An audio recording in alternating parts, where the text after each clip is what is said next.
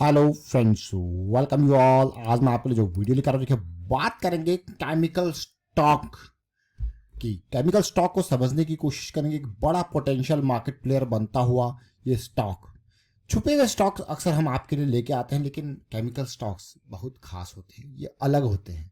अलग क्यों होते हैं? Because of their wide area of application. मैं इन स्टॉक्स को हमेशा अलग कैटेगरी में रखता हूँ। क्यों wide area of application? Because ये डिफरेंट डिफरेंट इंडस्ट्रीज में इनका मटेरियल यूज होता है। अब आप कहोगे व्हाट डज दिस मीन?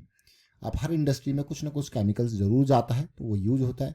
इसीलिए ये स्टॉक एवरग्रीन स्टॉक के नाम से जाने जाते हैं। तो चलिए डिटेल में समझते हैं, सीखने की कोशिश करते हैं। मल्टी बैगर की खान से ये निकला हुआ ये स्टॉक, और कुछ सीखेंगे। हर वीडियो के माध्यम से हमारा फोकस होता है कुछ ना कुछ सीखें। और आगे बढ़ने से पहले मैं आपको बता दूं, अगर आपने अब तक चैनल को सब्सक्राइब नहीं किया तो जल्दी से सब्सक्राइब कर ले, बेल आइकन को प्रेस कर ले, जिससे आपको नोटिफिकेशन आती रहेगी। और प्राइस एक्शन की सीरीज आपके बहुत काम की है। देखिए, जब भी आपको टाइम मिलता है इनको देखें, समझें। Practice is the main thing.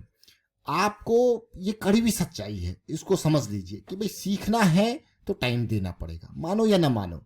ये सीधे सीधे लिंक्ड है। भाई सीखना है तो टाइम देना पड़ेगा प्रैक्टिस में। वो प्रैक्टिस में जब आप टाइम देते हो तो चीज़ें आपको समझ में आती है। ऐसा नहीं कि कोई भी बिल्कुल कोई घुट्टी है वो पिला दी, ऐसा सिस्टम नहीं है। ये सीधे सीधे ये अपने मन को तसल्ली देनी है कि भाई सीखना है तो प्रैक्टिस करनी है। और जिस दिन आपका मन इस चीज़ को मान गया कि प्रैक्टिस बहुत इंपॉर्टेंट है, तो आप अपने आप चीज़ें समझने लग जाओगे, सीखने लग जाओगे। बेसिक्स आपके सामने रेडी हैं, प्रैक्टिस आपको करनी है। और प्रैक्टिस के लिए भी चीज़ें आपको सामने बता रखें। बड़े टाइम फ्रेम में हम अक्सर बात करते हैं weekly, monthly, daily, in time frame के ऊपर फोकस करने को, तो इनको आप देखें। और आज चर्चा करेंगे एमी ऑर्गेनिक्स। एमी ऑर्गेनिक्स का शेयर धीरे धीरे धीरे धीरे, मैं ये नहीं कहूँगा ये बहुत तेज भागा, लेकिन इसने धीरे धीरे रफ्तार पकड़ी। टाइम लगा, उधार मुक्त ये कंपनी। और आज की डेट में ये स्पेशलिटी केमिकल शेयर आप देख सकते हो, API, active pharma, ingredient, speciality chemicals, ये धीरे धीरे अपनी पकड़ बना चुका है। अब इस शेयर के चार्ट को देखना, जैसे मैंने आपको कहा बहुत कुछ सीखोगे वीडियोस के माध्यम से। अब चार्ट देखना, ये स्टॉक का वीकली चार्ट है। किसी टाइम पे हम सोच रहे थे ये स्टॉक कब यहाँ से रफ्तार पकड़े, पर धीरे धीरे पकड़ी रफ्तार। और अब देखिए, अब बुलंद हो चुकी है वो रफ्तार। अब हम क्यों इसकी चर्चा कर रहे हैं? क्योंकि जिस टाइम पे ये इस तरीके से प्राइस सेक्शन यहाँ पे बना रहा था बेस पे, और एक स्ट्रॉन्ग बेस का फॉर्मेशन हो रहा था, ऐसा लग रहा था अब भागेगा अब भागेगा। तो 2023 से पहले यानी कि दिसंबर के टाइम पे ऐसा लग रहा था यार पॉजिटिविटी आएगी आएगी। उम्मीद थी कि पॉजिटिविटी आई थी। जो उम्मीद हुई है अप्रैल में, ये उम्मीद पूरी हुई कि पॉजिटिविटी आई। ये देख रहे हो ना, ये मोमेंटम लूज था, यहाँ जाके इसने अप्रैल में मोमेंटम पकड़ा और वीकली में ये एमएसीडी सेंटर लाइन से ऊपर आया। मैं आपको क्यों कहता हूँ कि यार एमएसीडी का सेंटर लाइन से ऊपर आना जरूरी है। जिसने यहाँ पे एंट्री लिया उसके लिए बढ़िया, और उसका स्टॉप लॉस क्या हो गया? ये लेवल्स। जिसने यहाँ एंट्री लिया उसका स्टॉप लॉस ये लेवल हो गए। रैली पकड़ी, फिर देखिए, और इससे जैसे मैं आपको कहता हूँ बार बार कुछ ना कुछ आपको सीखने को मिलेगा। फिर अप्रैल में आके फिर से मूवमेंट आया और फिर ये यहाँ पे देखने को मिला। तो जिसने यहाँ एंट्री ली उसका स्टॉप लॉस इन जोन्स पे। जरूर हमेशा ध्यान रखना, ये जो नीचे का पॉइंट है, देखिए यहाँ पे इलेक्शन के रिजल्ट वाले दिन एकदम नीचे आए, तो क्लोजिंग प्राइस को जरूर ध्यान रखना है, तब आगे बढ़ना है। और उसके बाद अब जाके ऐसा लग रहा है एमी ऑर्गेनिक्स थोड़ा पकड़ मजबूत किया। अब देखिए पहले, अब आप इन दो वीडियोज को देखना। जब चीज़ें स्टार्ट हो रही थी, इसमें हम डिस्कस कर रहे थे कि आने वाले टाइम पे कैसा प्लान रहेगा। ये बेस बना रहा है, कभी भी यहाँ से रफ्तार पकड़ सकता है। ये दिसंबर 23 2022 की बात है।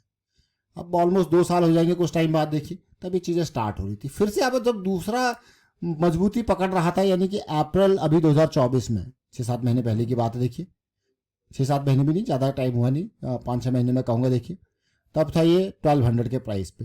तो आप ये सोचिए कि क्या कोई ज़्यादा ये मूव किया है? 1200 अप्रैल का प्राइस ये है, देखिए 11-1200 समथिंग। तो ये वाला प्राइस यहाँ पे है। तो यहाँ के बाद कोई ज़्यादा मूव किया? अगर आप परसेंटेज वाइज देखो, दिसंबर के लेवल से जहाँ से मूवमेंट स्टार्ट हुई, या फिर पिछले अप्रैल से, इसने पहले मूव दिया 40% का। अगर तब से लेके अभी तक का ओवरऑल मूव देखोगे जहाँ से मोमेंटम में आया है, तो कितना है? बस 75%। कुल आपको यार 1.5 साल के अंदर 75 कम है, लेकिन इस अप्रैल के मूव को यहाँ से अगर देखा जाए तो ऑलमोस्ट 40% का फिर मूव दे दिया।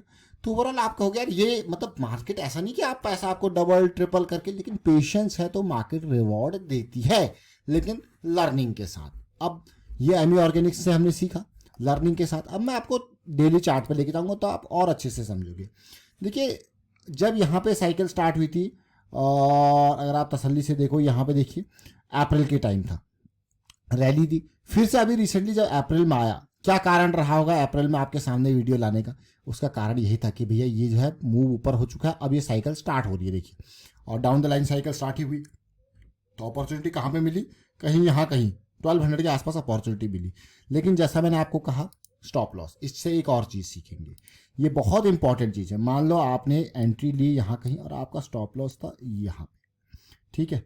अब है क्या, स्टॉप लॉस आपने लगाया, लेकिन हमेशा अगर आप डेली बड़े टाइम फ्रेम के हिसाब से चल रहे हो तो डेली के हिसाब से आपने मान लो यहाँ पे, और यहाँ क्लोजिंग दी ही नहीं, इसने टच किया और भाग गया। तो ऐसे सिचुएशन में डरने की जरूरत नहीं है। ऐसे सिचुएशन में मतलब आने वाले टाइम पर और बढ़िया नतीजा ये देगा। लेकिन एमी ऑर्गेनिक्स ऊपर गया, फिर से कई दिनों का कंसोलिडेशन दिया, देख रहे हो ना सब 200 SMA के पास। इवन अगर यहाँ पे भी एंट्री ली तो भी कोई दिक्कत वाली बात नहीं, हम क्लोज हैं। तो आप सोचिए कि यहाँ एंट्री ले लिया आपने, कितना टाइम ये भागा ही नहीं। पेशेंस देखिए मार्केट में कितना चाहिए होता है, फिर अब जाके ये थोड़ा सा रफ्तार पकड़ रहा है। अब आप जरा सोचिए कि मार्केट में किस चीज़ की ज़रूरत है, पेशेंस की। उससे पहले के पेशेंस को आप देखोगे कि किस तरीके से ये सिचुएशन बन रही थी। देखिए लगातार बेसिस पर अगर आप तसल्ली से देखोगे तो लगातार बेसिस पे ये कंसोलिडेशन, और नीचे भी एक स्ट्रॉन्ग मैं कहूँगा बेस बनता हुआ दिख रहा था यहाँ पे देखिए। ऐसे में ये कंसोलिडेशन हमारे लिए बहुत इंपॉर्टेंट था।